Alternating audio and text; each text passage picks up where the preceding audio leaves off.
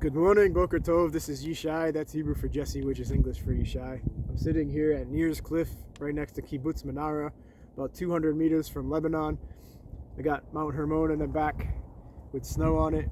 I got the Hula Valley and Kiryat Shmona and the whole Golan Heights over here. It's a beautiful day today. Baruch atah Adonai Eloheinu melech haolam shehakol niyeh bidvaro. It's a little chilly today. There's frost on the ground. We're just after a rainstorm here. I like to do a little Dvar Torah that I wrote. So here goes, about biodiversity. It is estimated that there are somewhere around 8.3 million unique species on our planet. That seems like a lot. But within the biomass of our world, that number is thought to be only a small fraction of what has been discovered. According to Our World in Data, humanity makes up just 0.01% of Earth's life. This percentage is equal to the amount of livestock raised by humans. The animal kingdom, which includes birds, reptiles, insects, mammals, amphibians, fish, and the other 30 of the 36 phyla of the animal kingdom, or metazoa, make up 0.4% of that. Plants dominate 82% of our biomass, and it is thought that tropical forests and coral reefs alone are home to half of the world's species. These numbers do not include the species that we can't see with our naked eyes, like bacteria, which is 13% of the biomass. Ecologically speaking, biomass is the collective amount of living biological organisms in an ecosystem. It is measured in tons of carbon, the key building block of life.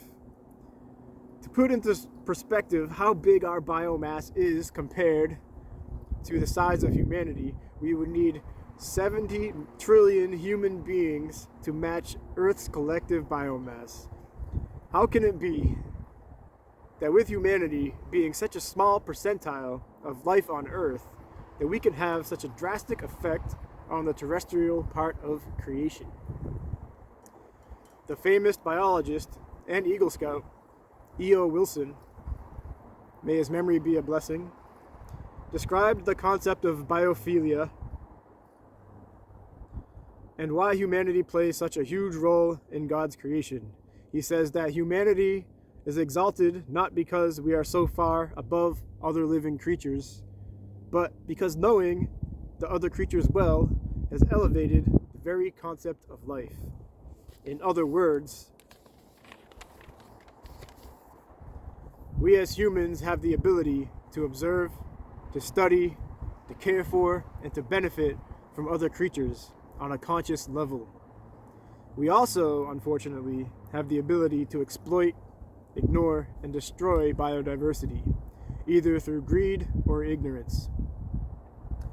The intimacy most humans feel toward, as Wilson says, the diversity of living creatures, should naturally find a place in Judaism and our traditions. And it does. Because it is a fundamental part of what makes us human. Biodiversity is very much a Jewish theological issue. The Babylonian Talmud says in Shabbat 77b that the master of all things, blessed be he, created the world.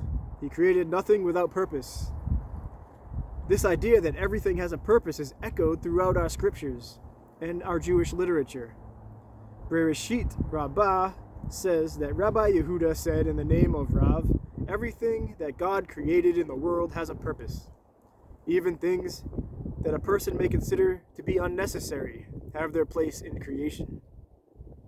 One example of a Jewish eco-theological concept is Bal Tashchit, the prohibition on senseless destruction and waste, which comes from Devarim 20, 19 through 20, forbidding the cutting down of fruit trees during a siege. This concept has been expanded to include a general prohibition on wasting anything. So in Jewish tradition, that should easily include protecting biodiversity, even living things that seemingly have no purpose. Perhaps one of our best examples of why humanity needs biodiversity comes from Maimonides' Intro to Mishnah Torah. He wrote it in the 12th century.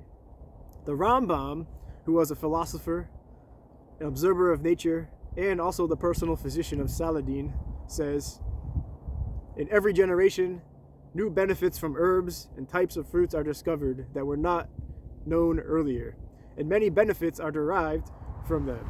And while it is not in our capability presently to derive benefits from everything that grows, it will be revealed through experimentation as generations pass. What if the willow trees went extinct before we discovered that they hold the key ingredient of aspirin?" Among other countless examples, our tradition encourages us to respect life and also to explore it.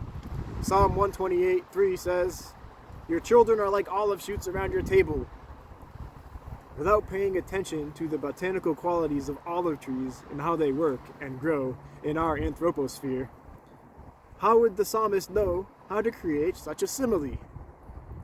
In Avot 5:20, Yehuda ben Tema says, "Be bold as a leopard, as light as an eagle, and swift as a deer, and as powerful as a lion to perform God's will."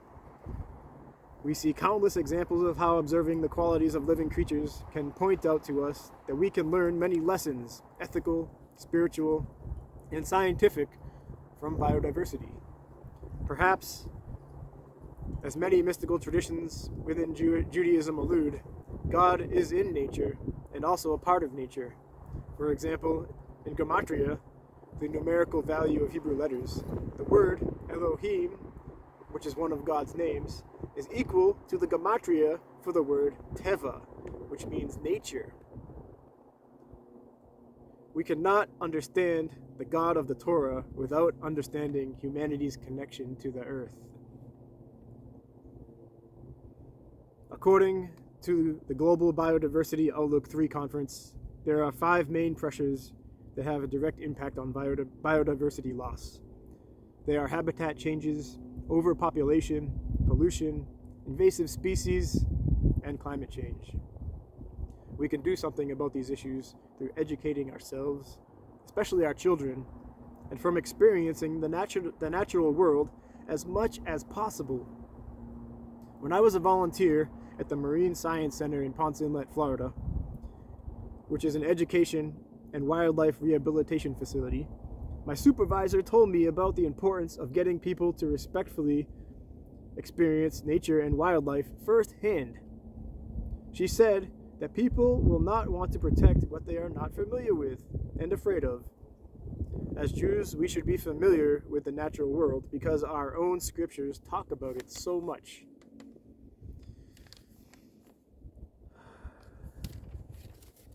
In some traditional Siddurim, there is a supplication for a prosperous livelihood that is inserted in the Amidah that says, "It is you, Hashem, the God who nourishes, sustains, and supports. From the horns of Re'emim to the eggs of lice." It's not quite clear what a Re'em is, even though it is also mentioned in the Tanakh a few times. Christians translate Re'em as a unicorn, while some Jewish midrashim describe it as a very large mythical creature.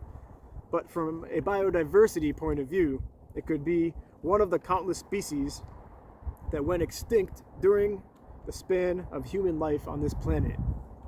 It is possible to say that God gave us a rich heritage that can speak with an eco-theological voice about protecting biodiversity. Let us do more to foster education and scientific research before we reach a point of despair.